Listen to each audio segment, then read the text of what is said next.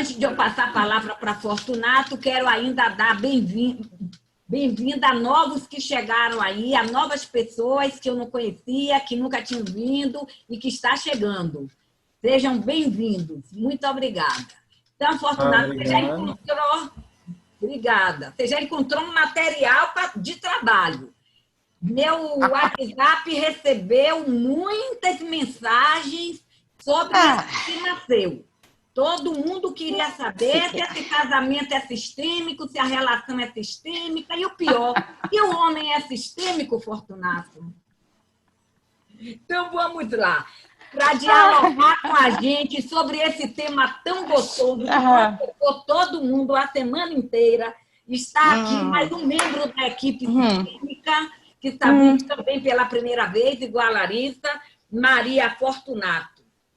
Maria Fortunato tem um currículo muito grande, mas eu vou ler a metade. Alvinha, não leia, não. Não leia, não. A metade. Sócia fundadora da Fortunato Desenvolvimento Humano, consteladora familiar, certificada pelo Instituto Helling, na Alemanha, e pela Faculdade Inovar, em São Paulo, mestranda em Psicologia Sistêmica, consultora em Desenvolvimento Humano, professora universitária há mais de 30 anos, denúncia nacional e internacional, psicanalista, especialista em psicologia casal e familiar, terapeuta sistêmica, casal, família e individual, e atende casais há mais de 15 anos, além de promover cursos e workshops sobre esse tema. Então, com a palavra, Maria Fortunato. Boa noite, pessoal. Alegria imensa estar aqui com vocês. Dalvinha é muito exagerada. Enfim, nós vamos estar interagindo e falando sobre a vida. Eu acho que a gente precisa estar com os microfones todos desligados, por favor, porque a interferência também dificulta o entendimento. E quero falar para vocês em relação...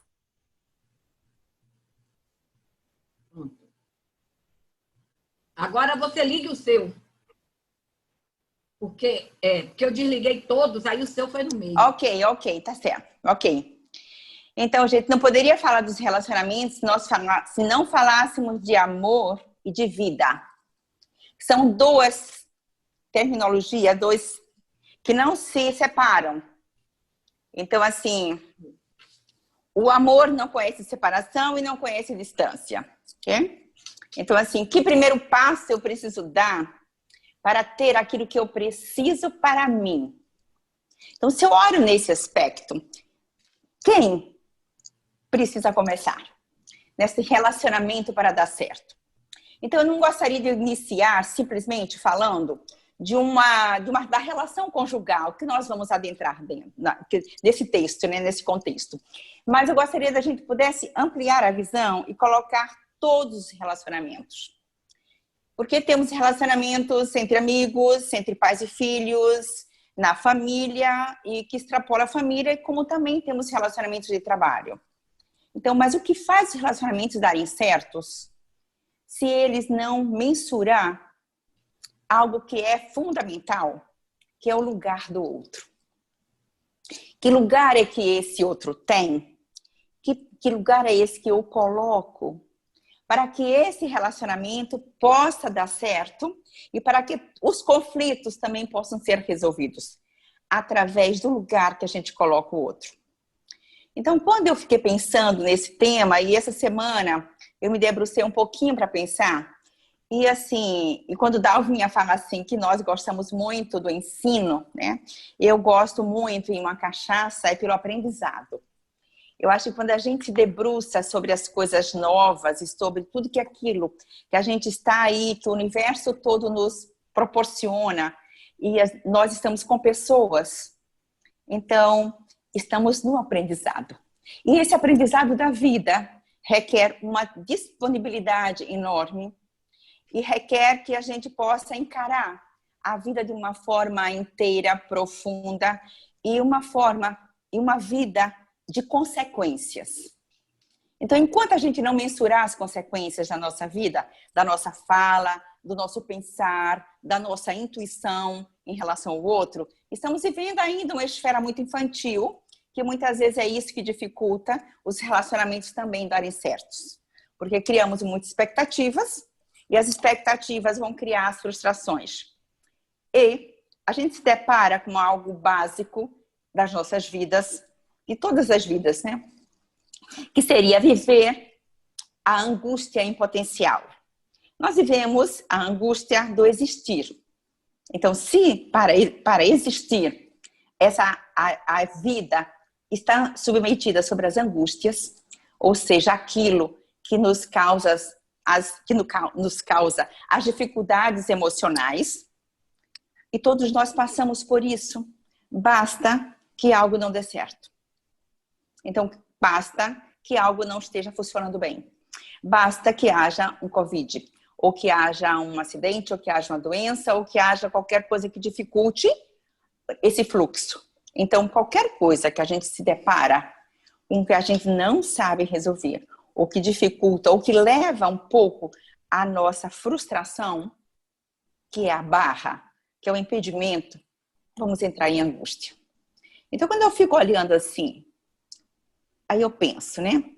Se eu considerar que essa máxima é uma máxima que pode apresentar algo direto, voltado para a solução, que é o movimento do mais, né? Mais vida, mais alegria, mais contentamento, mais sucesso, mais tudo. Eu vou ver que a paz começa no coração das mulheres. Ok? Então eu já entro assim. Se a gente pode pensar no conflito, a gente pode pensar na paz, a gente pode colocar o coração no meio dessas duas polaridades, né? Conflito e paz. Então, se eu coloco o coração, eu vou para a gratidão. Não existe chave maior para o coração do que a gratidão. E aí, o que faz dar certo? Faz dar certo o amadurecimento e reconhecer, né? Tantas coisas. E se a gente não começa a reconhecer que o outro, a gente pode colocá-lo no lugar grande, nós não vamos ter diálogo. Se nós não colocarmos o outro no lugar grande, nós não vamos ter companheirismo. Se a gente não colocar o outro no lugar grande, não vamos ter uma coisa muito importante, que é a cumplicidade. Então, se nós não pudermos colocar o outro nesse lugar de importância, nesse lugar do amadurecimento e reconhecer que as nossas frustrações, as nossas expectativas são demandas infantis, nós não vamos colocar o outro devidamente no lugar certo. Então, o relacionamento pode não dar certo. Não é somente a relação de casamento, né? Eu digo as relações pessoais, as relações interpessoais. Essas relações em que a gente comunga todo dia. Se abre o portão para encontrar uma pessoa e se você não estar bem com você, o que vai acontecer? Você vai atendê-lo bem, então você pode colocá-lo em outro lugar que não seja lugar grande. E também podemos ver a implicação daquilo que a gente pensa, daquilo que a gente deseja para o outro. Que, na verdade, desejamos a nós mesmos. E o que a gente é tragado, muitas vezes, é pelo medo. Pelo medo de não ser compreendido, pelo medo de não ser amado, pelo medo de não ser aceito. Porque isso é fundamental, é o tripé básico. Eu quero ser amada, eu quero ser aceita, eu quero ser entendida, eu quero ter um lugar reconhecido.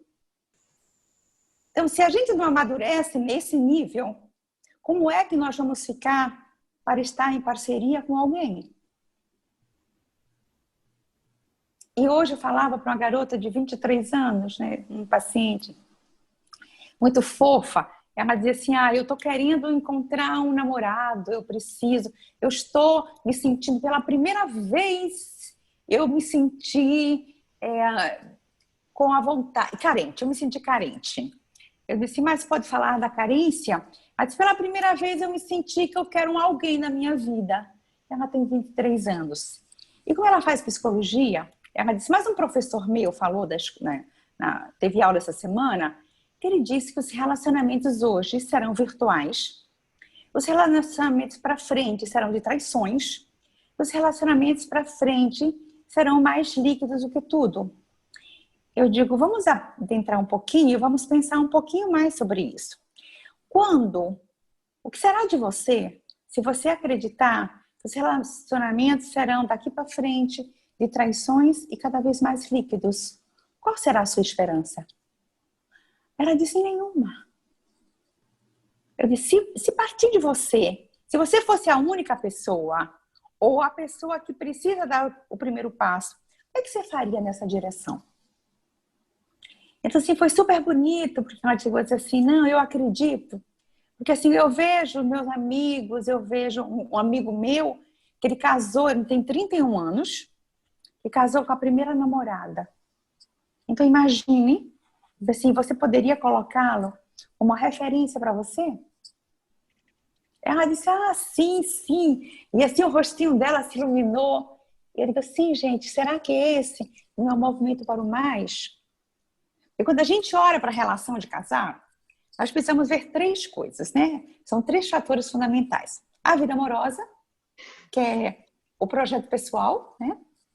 O meu projeto pessoal é ter uma vida amorosa. Mas não somente amorosa para o outro, mas amorosa primeiro comigo. Eu preciso estar bem amorosamente comigo. Eu preciso me agradar, eu preciso me cuidar, eu preciso olhar para o que eu quero que aconteça, eu preciso olhar para mim como pessoa cuidada, querida, que quer o bem. Que quer o bem primeiro de si e depois do outro. Lógico, né? Primeiro tudo parte de quem? Quem começa primeiro? Nós mesmos, né? Então, se eu não amadurecer isto, eu não vou poder amadurecer a minha vida erótica, a minha vida de relacionamentos, a minha vida íntima, que é a vida do casal, que justifica um casamento, uma vida erótica. E um projeto de vida juntos. O que é o projeto de vida juntos? Que eu comungo com esse outro, esse projeto de valorizar, de admirar, de alimentar a relação. Então, são coisas básicas que a gente precisa estar vendo um pouco mais sobre isso, né? Se dedicar e se debruçar, não simplesmente achar que a vida vai me dar tudo. Não, a vida exige esforço. A vida exige que você possa trabalhar naquilo que você quer que aconteça. Porque a gente olha assim, o que nos une? Todos, como seres humanos, o que é que nos une? O amor. O amor. E tudo aquilo que nos conduz. O amor e tudo aquilo que nos conduz. Isso nos une. Mas o que nos separa? Não precisamos pensar também nisso. Precisamos ver isso também. Porque se a gente vê essa antítese, vamos ver exatamente o que nos impede de sermos felizes, de alcançar essa tão desejada felicidade. Porque todos nós merecemos, queremos, investimos. Mas existe algo que às vezes a gente não conhece. E a gente não sabe o que é que acontece, né? Então, a cegueira dificulta de enxergar. E às vezes temos dificuldade de enxergar aquilo que nos dificulta. E às vezes o que nos dificulta é o amor cego. Ou seja, aquilo que faz cisão, aquilo que faz emaranhamento, aquilo que a gente levanta a bandeira, que geralmente é oriundo da família de origem. Quando criamos e projetamos questões não resolvidas, quando a gente sonha sonhos não realizados. Então, porque ninguém é vítima, né? Mas, o que acontece? Nós também criamos expectativas por demais. E para onde a gente direciona essa expectativa? É para você somente? Para o outro. Quando você direciona para o outro, me parece que você não fica livre. E parece também que você não deixa o outro livre. Então, se você não consegue ver isso, você está se tornando vítima. E ninguém é vítima, porque cumprimos uma missão dentro do sistema. E é preciso que a gente reconheça esse lugar. Precisamos nos cuidar, ressignificar, olhar para isso e nos responsabilizarmos. Porque se a gente não se responsabiliza por aquilo que a gente quer que aconteça com a nossa parceria e com as nossas parcerias de trabalho, dos outros relacionamentos, e fazer algo bom com isso, o que a gente está fazendo? Porque se você não ressignifica, você não cria um outro olhar. Se você não se ressignifica, você não muda a interpretação dos fatos. E se você não reconhece as suas próprias habilidades, as suas possibilidades para a mudança, então você fica prisioneiro de você mesmo. Então não é o outro que te faz feliz. É aquilo que lhe impede de enxergar aquilo que atua sobre você. Nós estamos imersos numa sociedade que nos exige a cada instante. E aí a gente se prende às vezes só nos ditos sociais, estamos mergulhados também nas crenças religiosas, e a gente vai ampliando isso, né? A gente está mergulhado naquilo que o outro acha e que o outro gostaria que fizéssemos, e a gente está ali. Queremos olhar para dentro e às vezes somos impelidos a olhar para fora e nessa dança nós vamos construindo as nossas vidas. Mas é muito importante que você tenha uma vida de questionamentos, porque se você não se questionar o que é que me leva a pensar desse jeito, o que é que me leva a fazer do jeito que eu faço, então qual é a vida de consequências que você vai ter? Se você também se vê perante os impedimentos, porque são os impedimentos que nos mostram algo, o que não está bom, o que está reprimido, o que foi recalcado. O que nos mostra? Os sintomas, as somatizações, no nosso psique e no nosso emocional. Mas para que esse amor? E para onde esse amor está fluindo? Então olhar para isso, que às vezes nós estamos mergulhados nas dinâmicas ocultas. As dinâmicas ocultas acontecem entre pais e filhos, quando os filhos não olham a dimensão humana dos pais e exigem muito, e ele repete exatamente isso com o cônjuge. Então, se a gente puder colocar os nossos pais no lugar grande e não questionar nada dos nossos pais e simplesmente dizer sim. E olha, todas as vezes que eu falo isso, tem alguém ou que fica muito comovido aqui no estômago, ou alguém que torce um pouquinho a boca para cá e para lá. Mas assim, o sim não significa eu não olhar as dificuldades. O sim significa simplesmente como a viver não é fácil. Eu acho que não é fácil para ninguém, né? Dado a última notícia agora dessa garota de 10 anos, que engravidou, que foi estuprada. Né? Então, olhar a partir da vida de criança hoje, que não é fácil, né? Da adolescência, que não é fácil hoje. Da nossa vida de relacionamento, que também não é fácil. E se eu digo sim, porque cada um faz o melhor que pode para viver, eu não saberia na pele do outro fazer melhor do que o outro faz, porque eu não conheço a história, e nós só conhecemos a pontinha do iceberg da história das pessoas. Então não vale a pena traçarmos nenhum tipo de julgamento, nenhum tipo de palavra a respeito da vida do outro, daquilo que a gente não conhece. Então vamos colocar-se um pouquinho na pele do outro e ver que se a gente olha para os relacionamentos e começamos a opinar e não dizemos sim pela vida que o outro faz de melhor que ele pode, nós estamos causando danos, nós causamos exclusões. E aí causamos conflito com isso? Quando criamos danos, criamos exclusões, será que isso não é um sinônimo de conflitos? E a gente precisa ver isso na sociedade, porque os casais também estão submetidos a isso. Os casais também estão aí na proposta de ter filhos. E tendo filhos, você é filho de alguém. Então, é um contínuo de consequências. Não existe assim o casal em si, e depois o pai e o filho, a mãe e o filho. É tudo um conjunto que está dentro da sociedade ampla. E a gente precisa ver isso de uma forma sistêmica. E de uma forma, quando a gente não olha para essas complexidades, a gente não está vendo sistemicamente. Então, quando a gente vê que o sistêmico, ele está englobando a minha família, dentro do meu bairro, dentro de uma sociedade, dentro de um país, dentro de um continente, e assim vamos olhando o que é que tem lá fora que atua sobre nós, que nos afeta. Muitas coisas. Então, precisamos olhar para isso, como também, olhando um pouquinho mais amplo, a gente vai encontrar também os antepassados que influenciam nossas vidas.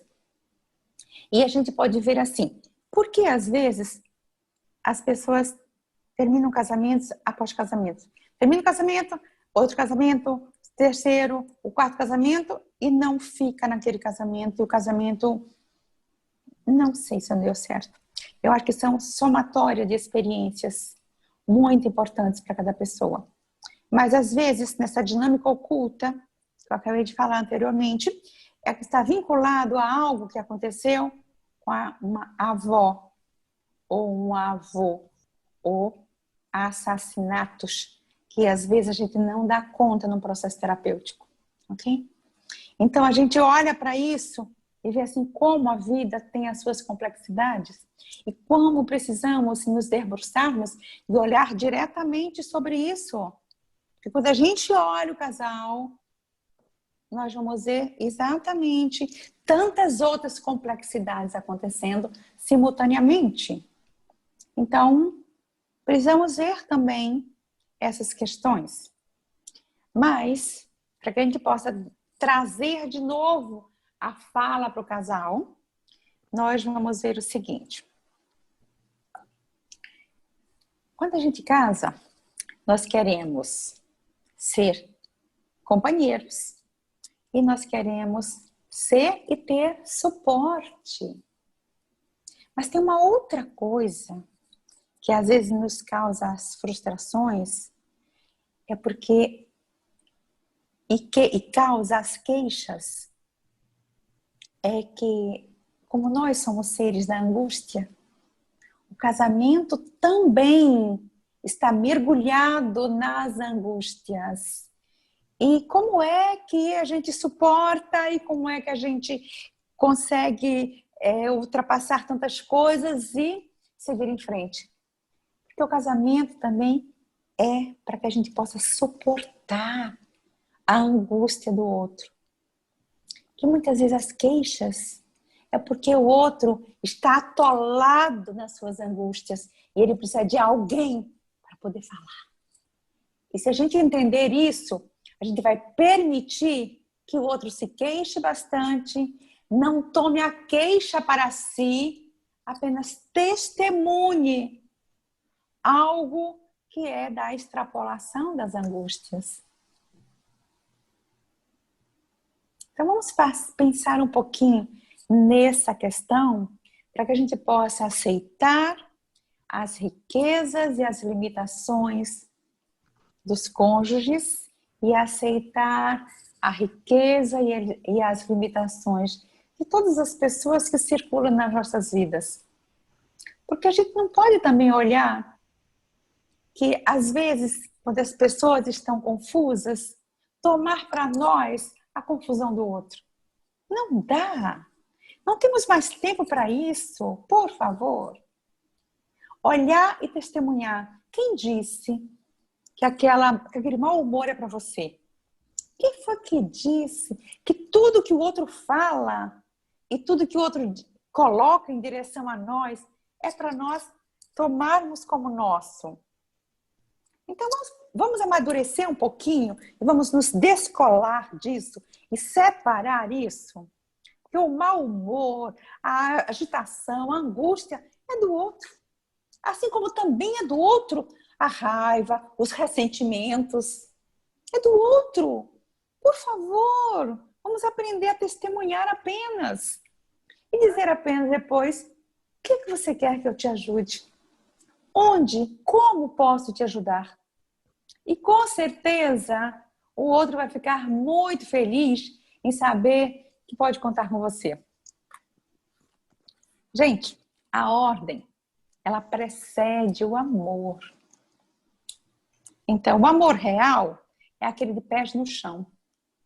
Muitas vezes a gente entra num casamento idealizado, achando que é o outro que vai nos dar toda a felicidade do mundo. Quem nos dá a felicidade se chama papai e mamãe. Tudo recebemos deles. O outro apenas será companheiro de jornada. E se a gente não tiver isso constituído como adultos que somos hoje, não dá para delegar ao outro as nossas faltas.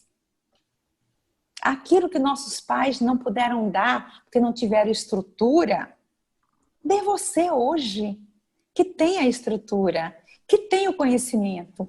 Os seus pais já deram bastante. Os seus pais já deram tudo. Tudo.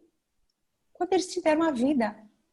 E vocês ganharam ainda alimentação, cuidado, escolaridade. E aí, às vezes, as pessoas cometem a grande falha, que é criticar os seus pais. E aí eu olho para uma pele bonita, um cabelo bonito, dentes bonitos, sinônimo de cuidado, e você não valoriza esse cuidado? E você não coloca no seu campo de visão o tão grande e magnífico foram os teus pais, que é a partir daí que você leva, que é a herança da família de origem, que você leva para o seu casamento, para os seus relacionamentos lá fora. E se você não tem isso, você tem hoje o discernimento dado por quem? Também por eles, muitas vezes. A gente quer muito. Somos seres da falta e queremos que o mundo nos dê, né? Ou queremos que os pais nos dê eternamente tudo aquilo que ele já deu e agora é com você. E para falar em ordem, gente, existe 3 grandes leis. Eu nunca deixo de falar, né? Porque como eu sou consteladora da Hellinger, consteladora familiar original Hellinger, da escola Hellinger, nós temos 3 aspectos, 3 ordens fundamentais. É a ordem do pertencimento, que todos nós pertencemos. Quando alguém sai dessa ordem, causa danos, né? Quando a gente tira ou excluímos alguém dessa ordem que todos pertencem, nós causamos um dano, né? Então separamos esse sim, esse não, esse sim, esse não. E quando você está na esfera do sim, ótimo. Quando você estiver na esfera do não, como é que você se sente? Preterido? Sim. Dolorido? Sim. Então, outra ordem é a ordem da hierarquia. Então, o casal precede. Então, o casal veio antes que os filhos. Existe casal que, em determinado momento, eles invertem. E, às vezes, fica invertido mesmo.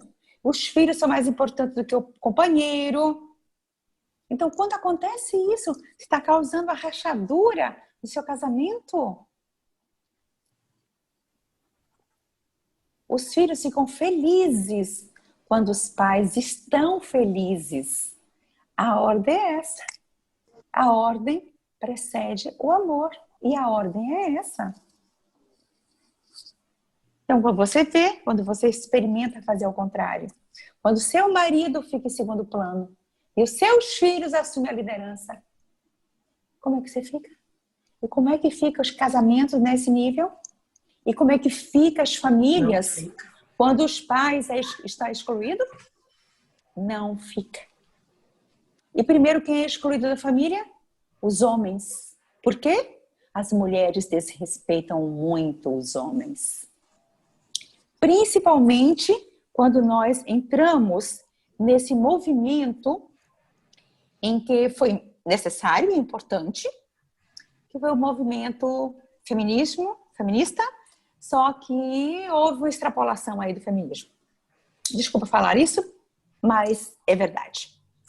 E como é que ficamos quando nós estamos preparados para viver a equivalência? Se eu não olho a equivalência, eu igual a você, na minha relação de parceria, na minha relação de amizade, na minha relação entre meus colegas, se eu não me coloco nesse lugar, eu igual a você, como é que vai ficar esse equilíbrio nas trocas? Equilíbrio nas trocas. Dar e receber. Dar e tomar. É a evolução. Então, se eu não consigo fazer uma boa equivalência com as minhas parcerias, qual é o lugar que eu coloco as pessoas? E qual é o lugar também que eu vou? Então, a postura é eu dou tudo. E o que eu preciso, o que eu quero, eu preciso dar primeiro. Não espere receber sem você dar. Primeiro, dê. Essa é uma... Me parece que está bem claro, né? Aquilo que eu quero, para mim, eu preciso dar primeiro. Porque a cobrança, o não do outro não precisa me desconstituir. Quando a gente recebe o não do outro, esse não é do outro, não precisa me desconstituir. E eu fico vendo como muito do emocional está fragilizado. E às vezes eu encontro o emocional fragilizado dentro dos profissionais. Onde briga por um espaço de reconhecimento.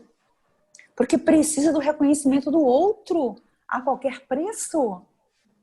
Então perceba como o emocional está fragilizado nesse aspecto. Porque se você é uma pessoa que se considera que pode dar primeiro, quanto você é rico nisso? Quanto você precisa ter isso para poder dar e descobrir que o mais importante para você é que você pode mudar isso se você quiser. Então, cobrar do outro também é uma postura infantil. Eu tenho que cobrar, tenho que cobrar. Dá primeiro. E se o outro não puder dar, ele está frente ao impedimento dele, que você não sabe de onde vem, que você não sabe de onde é, e você não sabe o que é. Porque cada história tem 300 outras dentro. Então, gente, assim, vamos olhar, né? E quando a gente olha para o casamento, a gente olha que a gente sobrecarrega o casamento, muitas vezes, quando a gente não sabe dialogar. O diálogo não é simplesmente DR, ok? O diálogo é uma consulta. O diálogo é uma troca nessa equivalência. Então, trazer para o outro aquilo também que você gostaria que o outro enxergasse, sem precisar cobrar. Se casamento é um pertencer a alguém, se casamento é constituído por vínculos profundos e inconscientes, ok? Então, diga assim, eu vou arranjar alguém porque eu vou sair para balada e vou para caçar. Você não caça ninguém. Eu sinto muito lhe dizer. Tá? Então, casamentos são vínculos profundos inconscientes. São vínculos profundos de destino. E você está submetido às questões transgeracionais. Então, vamos olhar para casamento de uma forma mais séria. até para propor uma separação, a gente precisa olhar o casamento dentro desse aspecto, dentro dessa complexidade que é esse relacionamento profundo. Porque quando você tem filhos, essa relação, e quando teve um casamento, mesmo sem filhos, essa relação é para sempre. Não estou dizendo que não pode separar, que quando o amor termina, quando o outro não consegue acompanhar o seu crescimento, onde há uma desqualificação no casamento, onde há outras questões que depois a gente pode falar em outro momento, então pode, sim, se separa. Mas enquanto isso, e outra coisa, aquela história você jamais vai apagar. E quando tem filhos, vocês vão estar unidos para sempre. Ok? Para sempre. Então, olhe para as consequências desse ato casamento. Quando você tem relações sexuais, você cria filamentos energéticos sérios. Porque psicologicamente o casamento nos ampara, o casamento nos protege, o casamento dá segurança, o casamento precisa de reconhecimento da grandeza que o outro é. Então, o amor, ele nos dá um lugar. Então, para que dê certo, a gente precisa ver essa dimensão tão grande que é os relacionamentos. Então, você não escolhe um amigo na esquina. Se você olhar, você é amigo totalmente. Você tem o Facebook, você tem 300 amigos, 1.000 e tantos amigos. Outro dia eu me surpreendi. Gente, eu tenho 1.200 pessoas no meu Facebook. E eu não sou a pessoa de estar em redes sociais. Eu me coloco presente, todo mundo sabe um pouco da minha timidez. E também sabe um pouco da minha forma de me relacionar amorosamente com as pessoas. E isso facilita bastante. Mas é algo que eu fiquei assim, gente, eu tenho 1.000 e poucas pessoas no Facebook, que maravilha. Mas assim, quais são os meus amigos pessoais? Os meus amigos de coração? Eu acho que 5, 10. Eu tenho que confessar isso a vocês. Assim, são muitos conhecidos e quando eu olho para cada um, assim, meu coração se enche de ternura e de amor. E as pessoas às vezes me criticam por isso, mas isso eu não tenho responsabilidade. Isso não me afeta. Se alguém me critica, ok, eu vou escutar. Eu digo, eu te respeito. Embora eu possa pensar diferente de você. Eu não vou discordar dela, entende? Eu não tenho por que discordar. Ela tem a verdade dela. E ela pode ficar dentro da verdade dela, que está muito bem. Mas eu tenho a minha também. Por isso que transitar nesse campo é muito bacana desse jeito. Oi? Tem muitas ponderações aqui no chat, que era bom Sim. que a gente fosse logo começando a ouvir, porque senão fica muito distante, né? Ok, sim, Não sim, é? mas tem muita coisa para ser dito. Está muito distante de sua fala. Oi, Neuza. Sim, ok. Sim. É que, Neuza, tem ponderações que é para não ficar distante da sua fala. Ok. Vamos lá, então. Eu vou anotar. Eu estou com voz? Sim. Ah, eu escrevi, Dalvinha. Eu escrevi a respeito... Deixa eu só verificar o primeiro. Primeiramente, eu concordei com você dizendo o seguinte. Quando você colocou o termo suportar, que vulgarmente ele é associado a uma coisa que não é muito boa, a subserviência. Aquela Amélia verdadeira. Não é isso. Então, eu só gizei essa parte, que suportar, em termos de relacionamento interpessoal, é dar suporte, é apoiar, é ajudar no crescimento do outro. E nisso aí nós estamos em perfeita sintonia. A outra coisa que eu falei, que eu escrevi, foi quando você falou das trocas, do equilíbrio das trocas. Aí é como se diz no bom baianês, a coisa pega. A coisa pega. Porque é muito tênue a linha que separa a responsabilidade pela quebra do equilíbrio das trocas.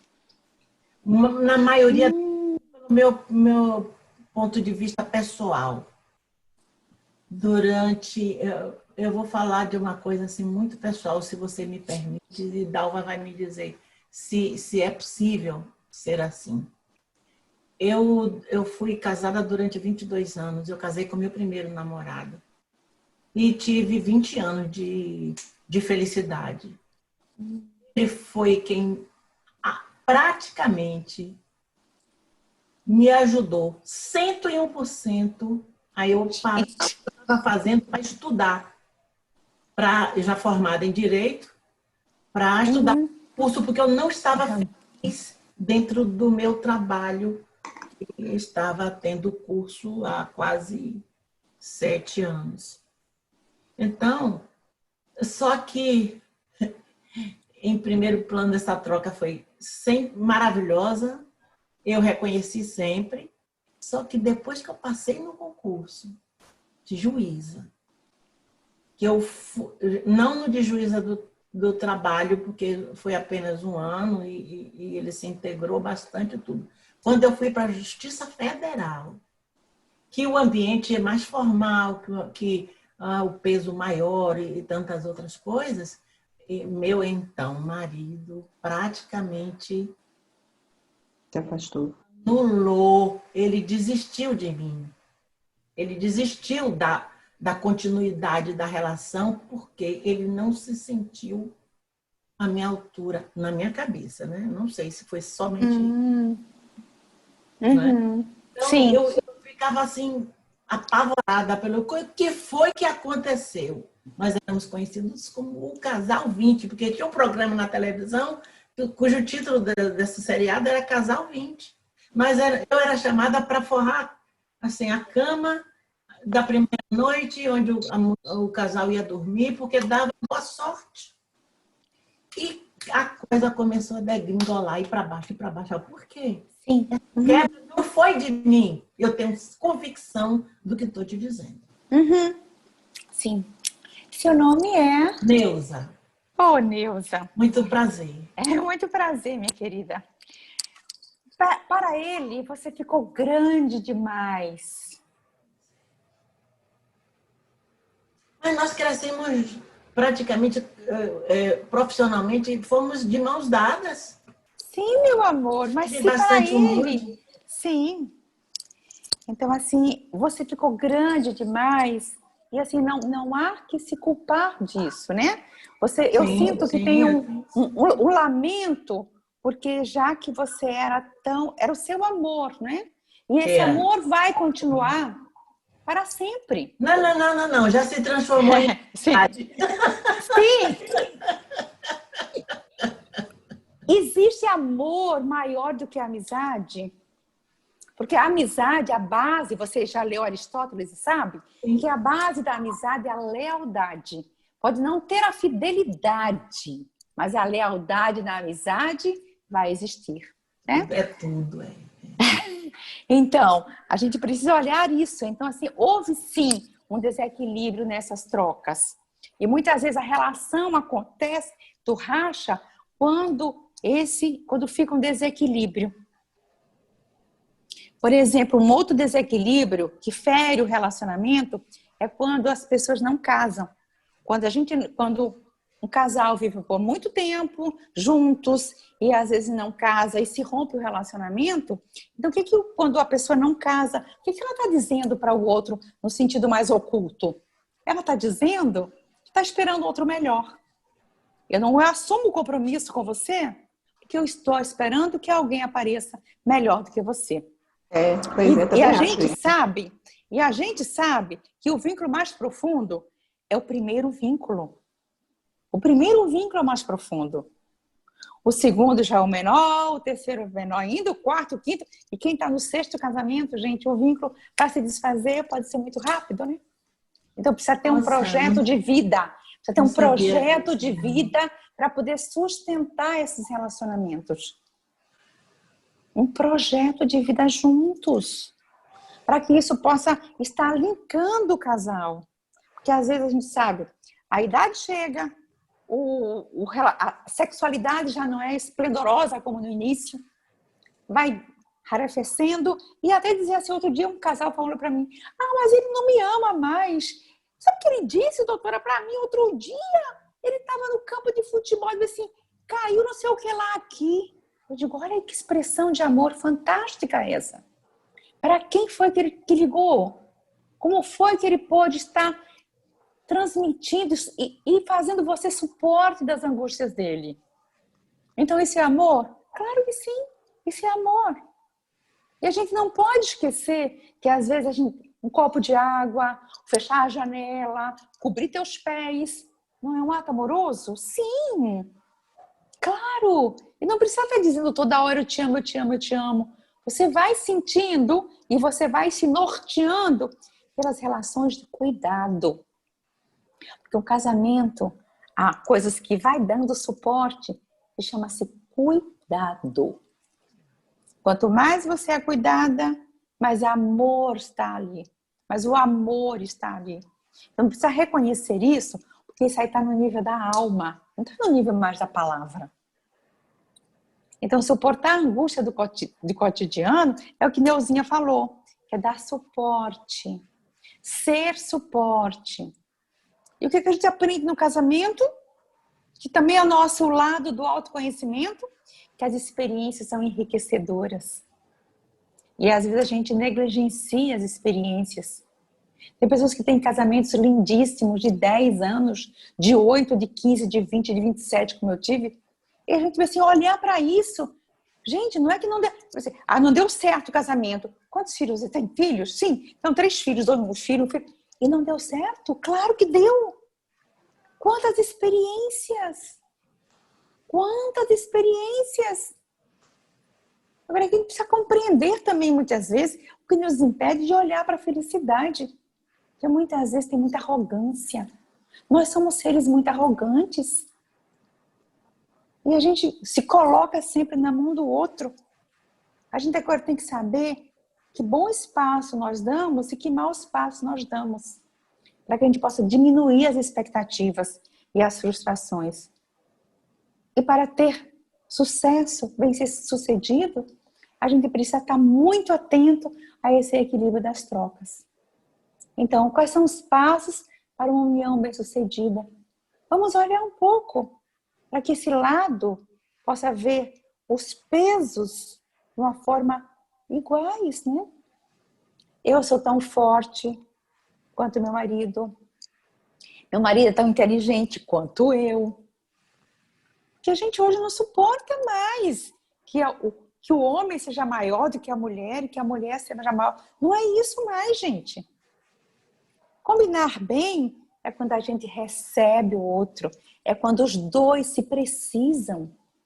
E outro dia eu estava fazendo o curso de casais e foi uma das perguntas de uma das participantes que não entendia muito bem isso, né? Como é que hoje as pessoas falam que cada um tem que ser muito independente, mas que a gente não possa necessitar do outro. Se eu for precisar do outro, eu vou me sentir menor. Mas se os dois se precisam, qual é a razão de um homem se não for uma mulher? E qual a razão de uma mulher se não for um homem? No essencial é isso. Para a vida. Para a vida. Para os relacionamentos. Para as conquistas. É isso. Um homem vai estar sempre olhando para uma mulher e a mulher para um homem. E se a gente entra na briga e nas questões de não se respeitarem, e não se respeitarem de onde nós viemos, é aí que é uma outra, se a gente está falando de chave, né? Aí é uma outra chave. Que a gente precisa respeitar de onde viemos.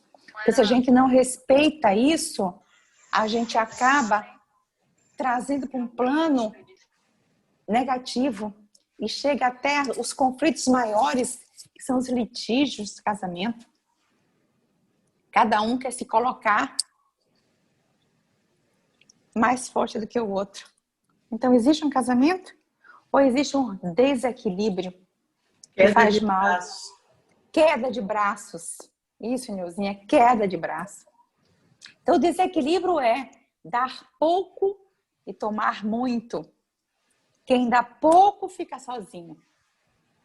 O reequilíbrio, às vezes, uma traição, às vezes, não é você trair na mesma moeda, mas também você se fechar um pouquinho. É fazer um malzinho, agora um pouco menor. E fazer um mal com amor. Aí você é muito romântica, eu não sou romântica. Eu não gosto de ser romântica. Eu gosto de ser amorosa e verdadeira. E forte.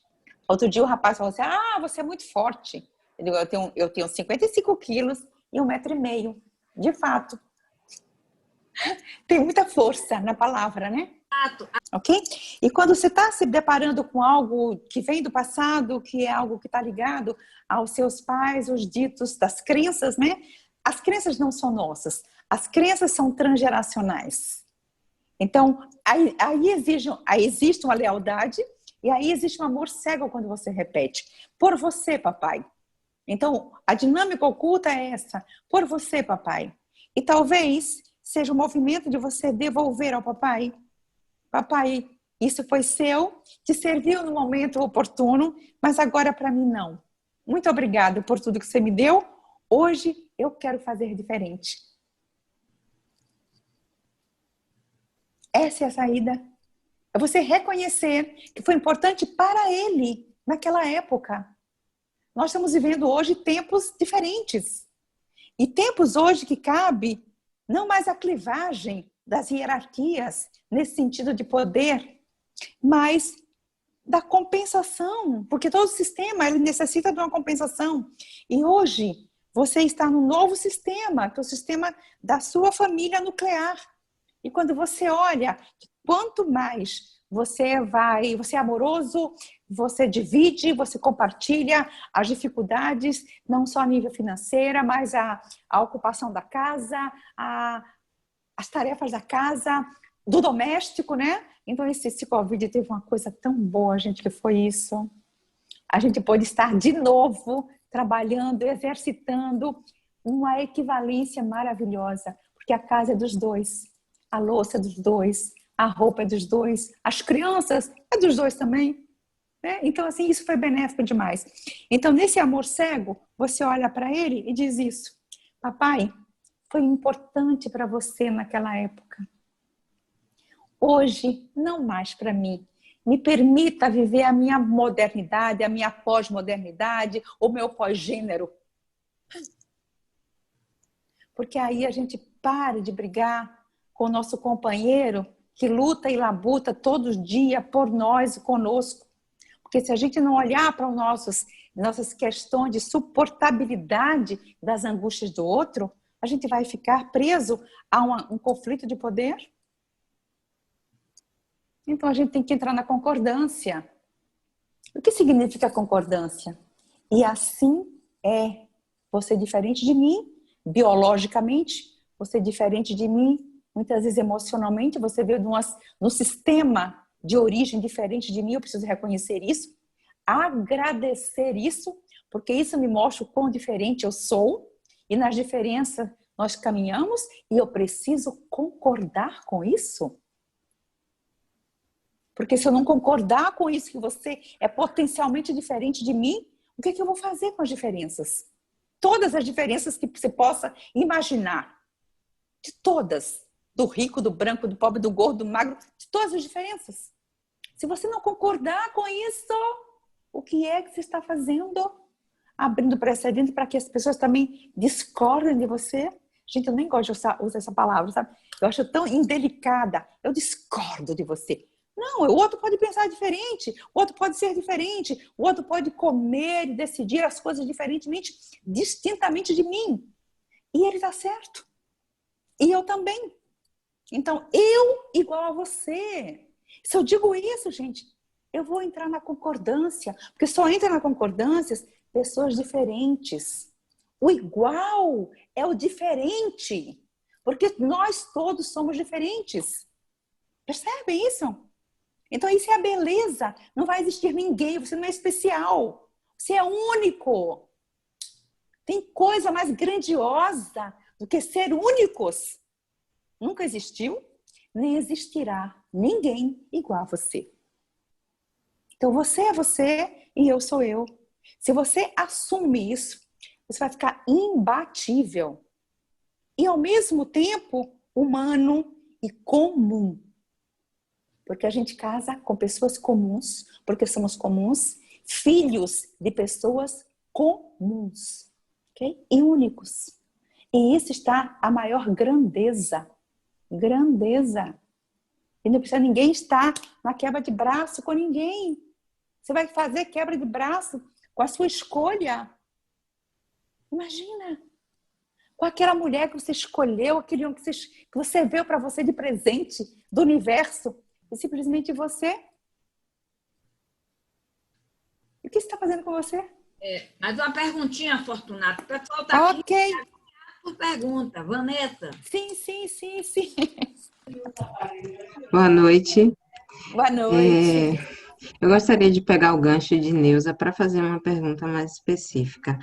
Por que quando a gente encontra uma dinâmica onde o homem é o grande, né, trazendo a mesma palavra, as mulheres geralmente aceitam e o relacionamento tende a perdurar e é mais fácil a gente encontrar, né, quando o homem é grande, a mulher dá continuidade e sustentar aquilo, mas quando o homem é colocado em xeque, que ele vê a mulher crescer, ele não suporta e às vezes ele foge. A gente sabe, né, que existe a construção social, né?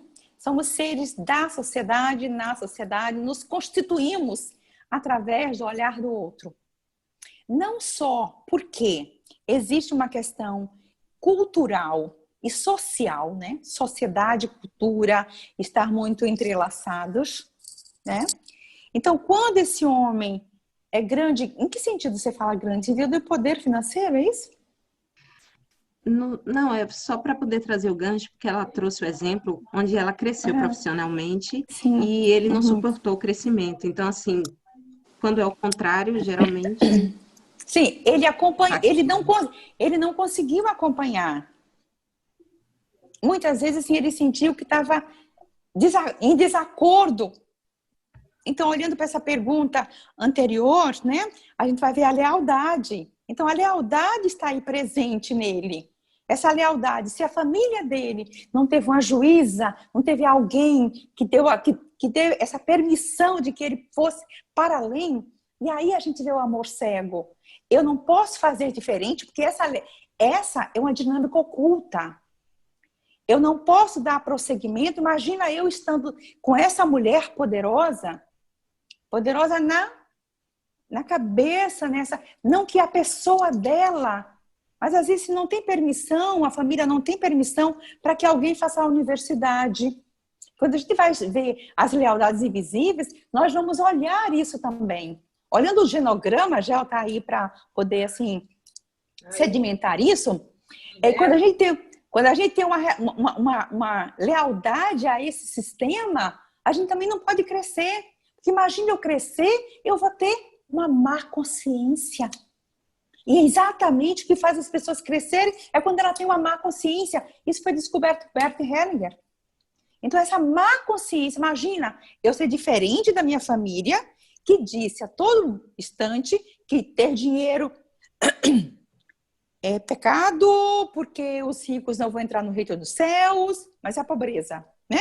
Então, que não pode crescer, e isso não é dito às vezes verbalmente, não. Às vezes é dito intencionalmente. Todo mundo aqui está bem satisfeito, todo mundo é pobre, mas todo mundo é limpinho. Tem umas frases de crenças que limitam as pessoas. E às vezes nisso, isso está no nível subliminar que a pessoa não se dá conta. Entende? Por isso que essa dinâmica oculta, ela precisa ser colocada num contexto onde essa dinâmica oculta ela possa, sim, ser mostrada, ser vista. E quando é vista, aquela pessoa no nível da alma, ela descompactua com essa crença. Ok? Sim? Lindo Obrigada. isso. Eu também Eu agradeço a presença de vocês. O próximo nós teremos mindfulness, entendeu? Para advogados, mediadores. Vamos ter uma palestra muito bonita, com equilíbrio emocional, compaixão, empatia, entendeu? A Fábio Costa, que deve estar trazendo esse material todo, ela vai seguir, fazer um roteirozinho de trabalho, exatamente para que a gente queira chegar nessa justiça que a gente sonha, a gente primeiro tem que cuidar da gente, para depois cuidar do outro. Né? E o curso de mediação familiar sistêmica tem essa proposta: cuidar do mediador para que ele possa cuidar dos mediados. Ou senão, quando abre a mesa de mediação, que procura o mediador, ele está envolvido no conflito. Ele está se identificando. Ele está naquela dualidade que eu falei quando eu fiz a abertura. É você, é você. Ele tem que saber o que é dele e o que é do mediado e o que é do set de mediação. E ficar com o que é dele. E embolou, apertou, o que é que faz? Pausa técnica. Levanta, olha o menino falando, respira, faz 10 respirações profundas, bebe água e volta para, de novo, se manter nessa separação. Então, o curso de mediação familiar sistêmica tem, assim, uma preocupação muito grande com a formação dos mediadores, exatamente porque eu que sou instrutora, Cristina também, Luiz Fernando, tem vários instrutores aqui, né? Nós damos aulas no tribunal. A gente forma mediadores sem nem essa noção, não tem nem essa noção, nem passa, não tem nem o currículo, entendeu? E quando a gente vê, quando a gente está na supervisão, é que nós vemos exatamente que isso não fica bom, entendeu? A mediação não flui, ela não desliza, a gente não consegue empoderar a parte, porque a gente retém o poder, a gente pensa que a gente é alguma coisa que pode mudar aquele setting de mediação. A gente não precisa fazer nada. Respirar, acalmar. As partes por si só têm as respostas dentro dela. O conflito foi gerado por problemas pessoais de cada um, e cada um sabe aonde está a sua ferida. E, como diz, a luz entra pela ferida. Então, se não for parar ali, machucar, não vai nunca sarar. E nós, mediadores também, apesar de sermos sistêmicos, não somos salvadores. Então, acabou essa agonia desse negócio de eu vou resolver esse problema. Advogado e mediador não resolve o problema de ninguém. Cada qual tem que resolver o seu. Nós não somos salvadores da pátria. Isso tudo é porque nós estamos, entendeu, emaranhados no sistema. Eu fui sua aluna. Eu fui sua aluna de mediação. Sistêmicos, você vê que todos os temas são sistêmicos. Eu ainda tenho um grupo de estudo em mediação familiar sistêmica. Esse daí é fechado a aluno e ex-alunos do curso de mediação familiar sistêmica ou algum aluno que tenha feito workshop com a gente. Por quê? Porque já é todo direcionado, não pode ser assim aberto. Ele já é o aluno, já vem trabalhado, ocorre nas terças-feiras. Então, quando vocês fizerem algum workshop com a gente, pode ingressar no grupo de estudo de mediação familiar sistêmica. Mas essa minha fala não quer dizer que porque vocês estamos aqui no Meet às segundas, estudando às terças e dando aula aos domingos, daqui a um mês está todo mundo pronto. Não, gente. Isso é um trabalho, como o menino disse, 10 anos. É um trabalho diário de construção de uma postura sistêmica. Que não é porque o curso pegou um certificado de Dalva Luz, sou sistêmico. Não. A postura, a percepção sistêmica. Luz trabalhando, não é, Fortunato? Quantos anos É você internalizada, internalizada. Eu tenho 15 anos de constelações. Eu tenho 15 anos. E foi bem interessante que quando eu estava na Alemanha agora, né? Aí foi uma pergunta, alguém perguntou, e Sophie perguntou, quanto tempo? Assim, eu sou consteladora. Quanto tempo? Ela disse, eu acho que 2 anos. Ela fez assim, você não é consteladora. Ela fez assim com a mão, né? Então, assim, só diga que você é consteladora depois de 10 a 15 anos. Aí que você internaliza o que é uma filosofia heideggeriana. Aí você sabe, de fato, qual é a postura, né? Como o curso frente ao conflito e à paz. Como o curso visa formar mediadores, o meu curso não é um curso só. Fiz um curso de mediação e fui para casa, não.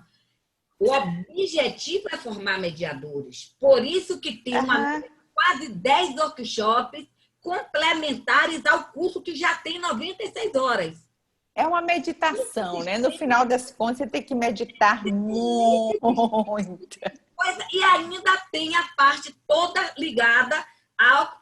Eu já indiquei um livro aqui de meditação que foi de estudos de compaixão, que foi um Coração Sem Medo.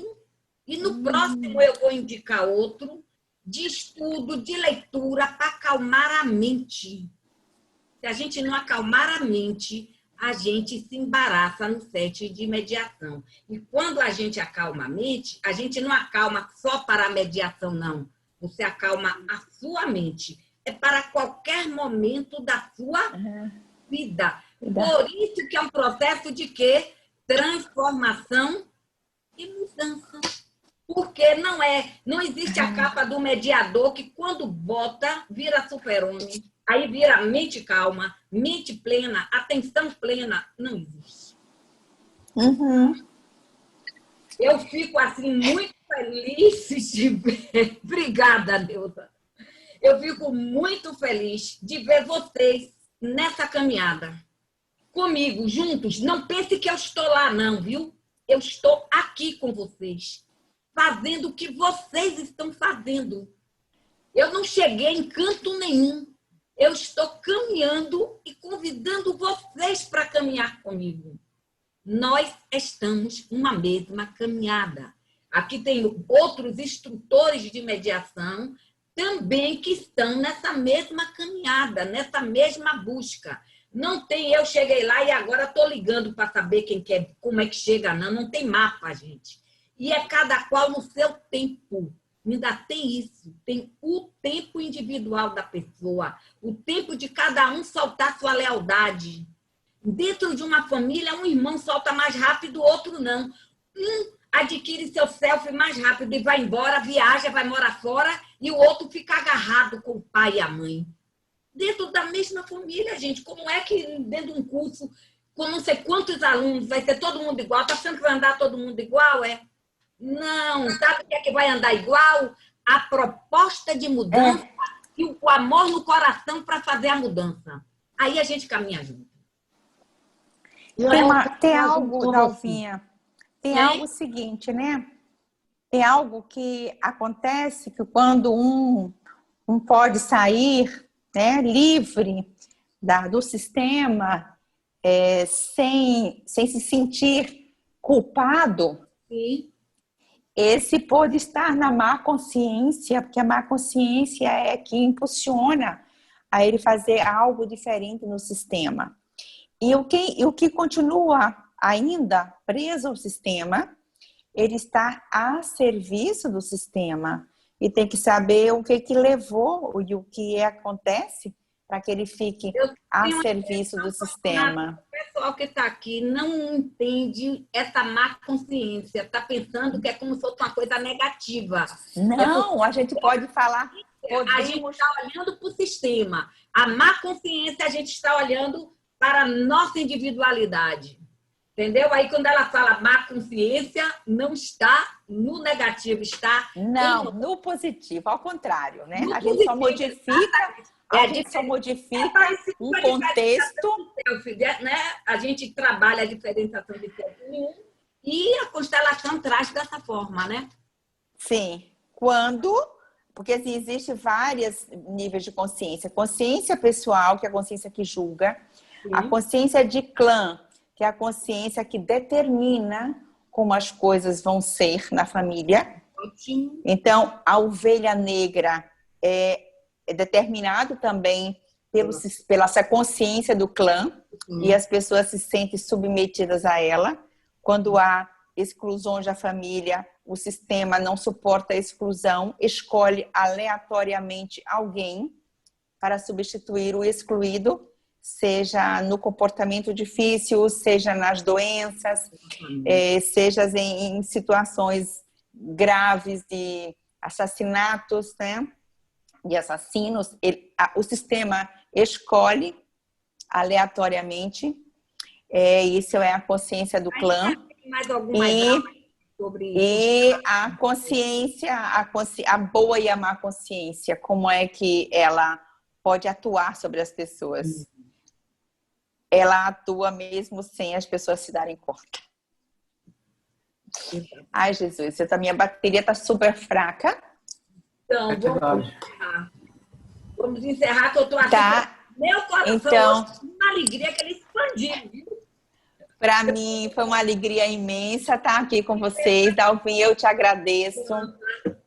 Eu te agradeço muito por esse convite. Primeiro, por estar na equipe sistêmica, né, que muito me agrada estar com você nessa caminhada, porque nós temos um pensamento semelhante a muitos aspectos da vida. Agradeço esse grupo lindo que está aí, maravilhoso, que está aí acompanhando. E agradeço as colegas do Cefac, agradeço as colegas da psicanálise, não sei se tem alguém aqui da psicanálise, mas eu mandei o convite, né? E agradeço a todos, agradeço principalmente a meu pai e a minha mãe, que me deram a força para que eu possa estar na vida com tudo. Então, brigadão, gente. E a gente só pode construir as coisas assim, né? Com agradecimento, porque não existe chave maior para o coração que não seja gratidão. Então, gratidão a todos. O meu primeiro de todos, eu abri dizendo isso. É com a força da minha ancestralidade que eu abro o primeiro MIT sistêmico.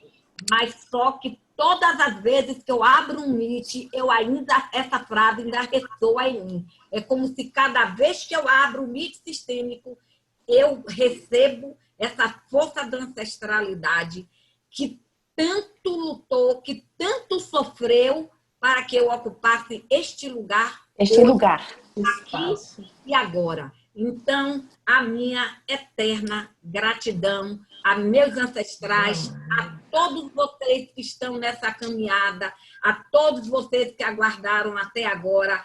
E teremos no final do mês um MIT sistêmico também muito bom. Não percam, viu?